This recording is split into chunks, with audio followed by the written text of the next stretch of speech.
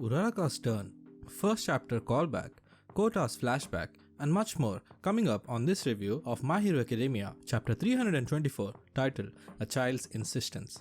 Page by Page is a series where I go from page to page of a manga chapter and talk about it, and since I have officially caught up on My Hero Academia, I thought of starting this series with this manga. An obligatory spoiler warning if you are an anime only of My Hero Academia. Please close this video if you don't want to get spoiled. And before I start this video, if you enjoy it, don't forget to leave a like as it helps me get this video to reach out to more people. And if you like what you're seeing so far, do subscribe. I try to post at least one video every week, so hit that notification bell if you don't want to miss out on any videos. With that out of the way, here's page by page, My Hero Academia, chapter 324.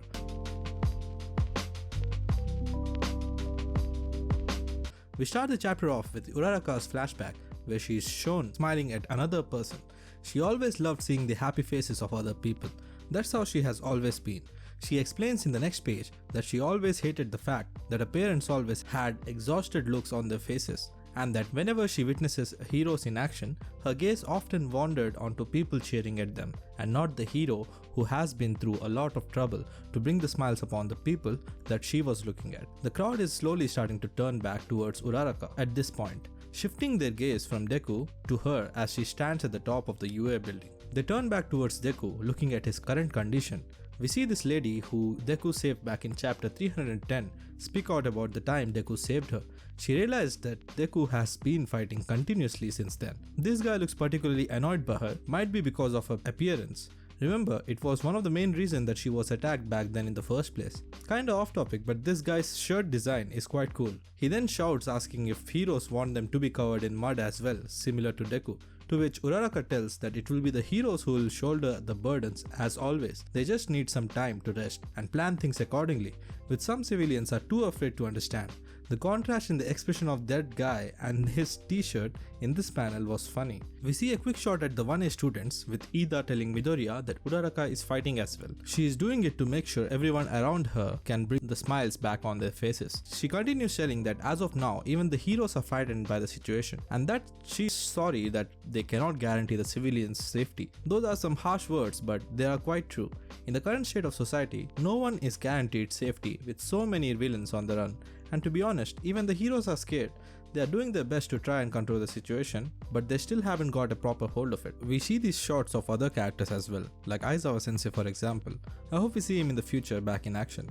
He incurred the most damage in the previous fight against Shigaraki. I like how this panel was shown when the text was when a hero is in pain, followed by Endeavor's panel showcasing when heroes are in pain, since him being the current #1 hero representing the heroes on his own. And we return to Uraraka's flashback, where she is looking at the happy faces of the people. Her father tells her to look over at the heroes instead, and she finally sees him, the hardworking hero, smiling back at her even though he was covered in injuries. We jump back to the present where Uraraka, on the top of her lungs, tells the citizen to give them the full cooperation so they can all smile together like the old times. I like the sudden flash panel of Toga here, meaning Uraraka still has that conversation in the back of her mind. But she continues on saying that Deku has been carrying the burden of his powers on his own, that he still has lots to learn and he is just an ordinary high schooler at the end of the day.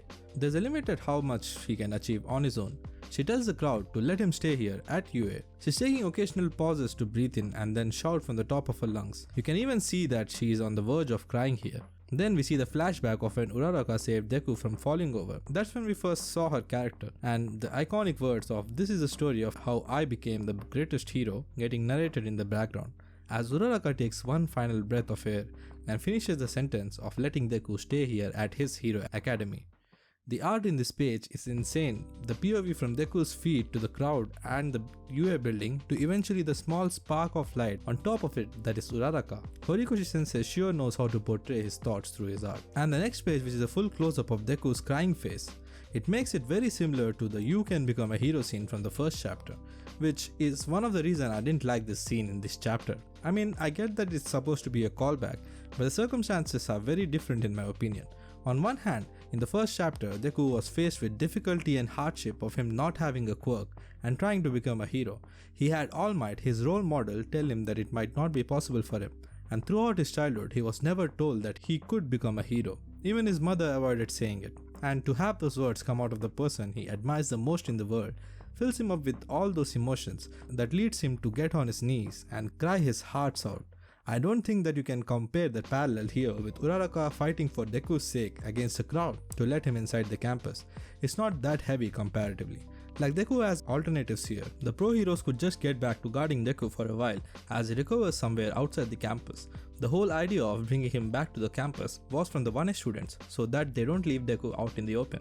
He could gladly take rest under the pro heroes' protection, doesn't even have to come to the campus that way.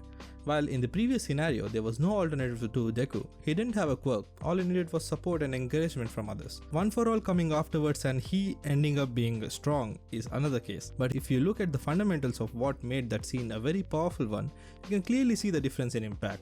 I personally disliked this parallel, it felt very forced to me. Back to the next page, the Shark Lady and Kota seems to be running towards Deku, and the narration dialogue continues. We see the short Kota flashback where first his shoes are in focus, and in the flashback we see Kota buying them as they were the same that Deku wore back in the forest camp training arc. Deku inspired people around him in many ways. You know what, I felt this scene to be more impactful than the preceding parallel. We see Kota and the Shark Lady running towards Deku and the narration dialogue completing with "This is the story of how we all became the greatest heroes." If you thought the story wasn't nearing its end, this is another crucial sign that it is. The dialogue that sets the events of the story back in chapter 1 is getting revisited and revised by the ongoing circumstances.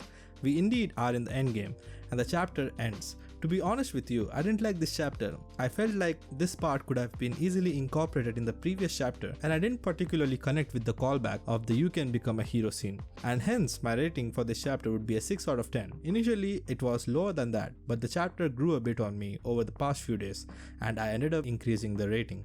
Quite a weak chapter in a while, but I'm not mad. A little drop in quality is imminent when writing a series this good. Hopefully it bounces back again. What are your thoughts on this chapter? Let me know in the comments below. And if you have reached at this point in the video, thank you, I really appreciate it. This video took me 10 days to upload, so apologies for that. I kinda messed up the uploading order as well by uploading chapter 325 review before this. So I hope you don't mind that. And as always, if you enjoyed the video, don't forget to leave a like and subscribe if you're new to the channel. That helps me get this video to reach out to more people. Thank you for watching and I'll see you guys in the next one.